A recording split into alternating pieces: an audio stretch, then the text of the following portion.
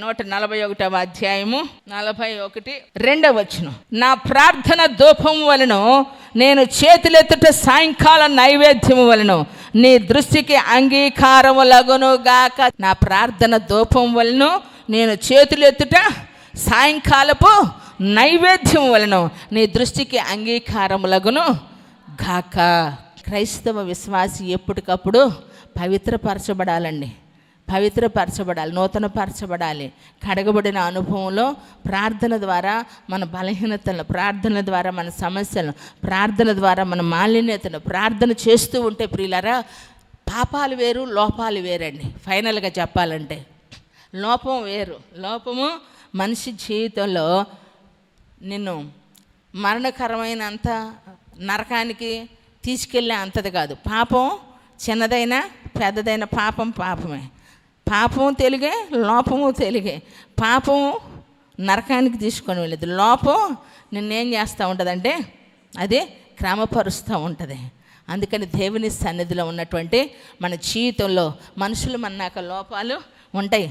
అంత మహానుభావుడే ప్రార్థన చేశాడు, నీవు నరుని యొక్క లోపములు నువ్వు కనిపెట్టి చూసిన ఎడల ఎవడ నీ ఎదుట నిలవగలడు. ఎవరు నిలబడలేరు. లోపాలు అనేవి ఒక్కొక్క మనిషికి ఒక్కొక్క ఏదో ఒకటి ఉంటుంది. అయితే మనం ప్రార్థన చేస్తూ ఉంటాం కాబట్టి ఆ ప్రార్థనలో ఏమవుతూ ఉంటాయంటే మనకున్న లోపాలన్నీ సరిచేయబడతా ఉంటాయి. దేవునికి మహిమ కలుగును గాక.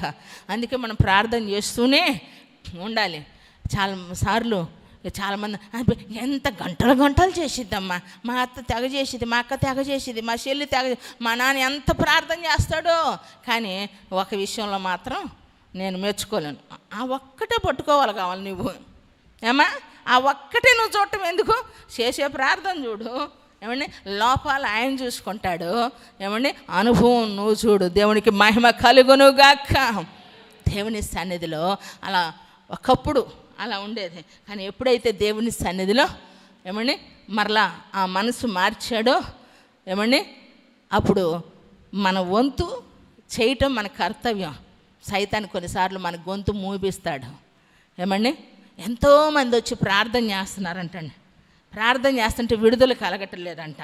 ఎంతమంది ప్రార్థన చేసినా బంధకాలు విడిపోవటం లేదంట.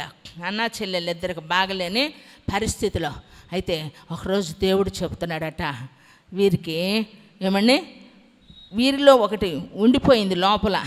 ఎంతమంది చేసినా ఇక లేచే పరిస్థితి కాదు.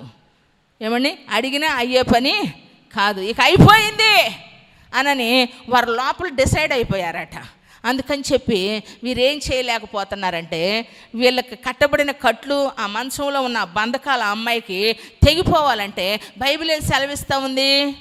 అపవాదిని ఎదిరించి అప్పుడు వాడు మీ వద్ద నుంచి పారిపోవును అని సెలవిస్తే వీరు గద్దించి ప్రార్థన చేయలేకపోతున్నాడంటే అతను. ఏమండి అధికారంగా దేవుని సన్నిధిలో ఆజ్ఞాపించలేకపోతున్నాడంట ప్రియులారా. ఎందుకంటే సైతాన్ని ఇతను నోరుని ఏం చేసేసింది? బంధించేసింది. అవిశ్వాసం లోపల గూడు కట్టుకుంది, బయటికి రావటంలా మాట, నోరు పెగలటం లేదండి.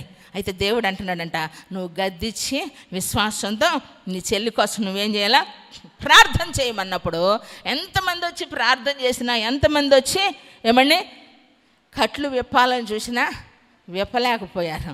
అయితే ఎప్పుడైతే విశ్వాసాన్ని గూడు కట్టుకునే విధంగా దేవుని సన్నిధిలో బలం పొందుకొని అపవాదిని ఎదిరించి అధికారము కలిగిన నామమును బట్టి ప్రార్థన చేశారో అనేక నెలలుగా పడున్న మంచంలో ఉన్న ఆ బిడ్డంట లేచి కూర్చుందంట. కోటు చాపట్ల గట్టిగా. ఈరోజు సైతాన్ మన నోరులు బంధించేస్తాడు. నోరు తెరవనీయడు, పెదవి బయటికి రానివ్వడు. ఎందుకంటే మోగాళ్ళు నోరుండి మోగోళ్ళు అయిపోతారు. నోరు తెరవనీయడు, ప్రార్థన రానివ్వడు. కానీ నువ్వు ప్రార్థన చేయటం ఆరంభించు, చేస్తూనే ఉండు. పాట పాడకపోయినా తప్పులేదు, ఒక మాటలో చెప్పంటే వాక్యం చెప్పకపోయినా తప్పులేదు, ఏం చేయలేకపోయినా తప్పులేదు. కానీ ప్రార్థన చేయకపోతే మాత్రం పాపం చేసిన వాడిని నగుదును అన్నట్టుగా అదే పెద్ద పాపం. చేస్తూ ఉంటే దేవుడు ఏం చేస్తాడండి?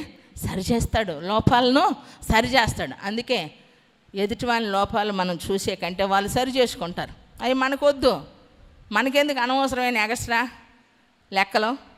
లెక్క ఎవరి లెక్క వాళ్ళదే. కాబట్టి దేవుని సన్నిధిలో ఎప్పుడైతే అలా ఉంటాం, ఏమంటున్నాడు భక్తుడు? ఏమండి 141 ఏమంటున్నాడు? ప్రార్థన, నా ప్రార్థన ధూపం వలన, నేను చేతులెత్తుట సాయంకాలపు నైవేద్యం వలన నీ దృష్టికి అంగీకారములగును గాక.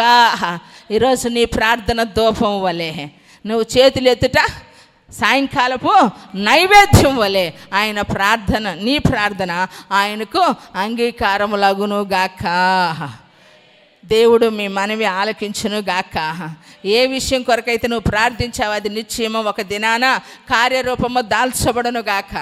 నీవు చూసుచుండగానే నీ కన్నులు ఎదుట అవి నెరవేర్చబడును గాక. మరి రాని వారికో, అడగని వారికో, ఏమండి చేతులు బలపరుచుకొని వానికో మరి ఈ వాగ్దానం ఉంటుందా? ఈ మాట ఉంటుందా? ఉండదు. అందుకనే ఏ సమయాన్ని, ఏ అవకాశాన్ని కూడా పోగొట్టుకోకుండా దేవుని సన్నిధిలో ఉండాలి. కొద్ది మాటలు దేవుడు ఆశీర్వదించి దీవించును గాక.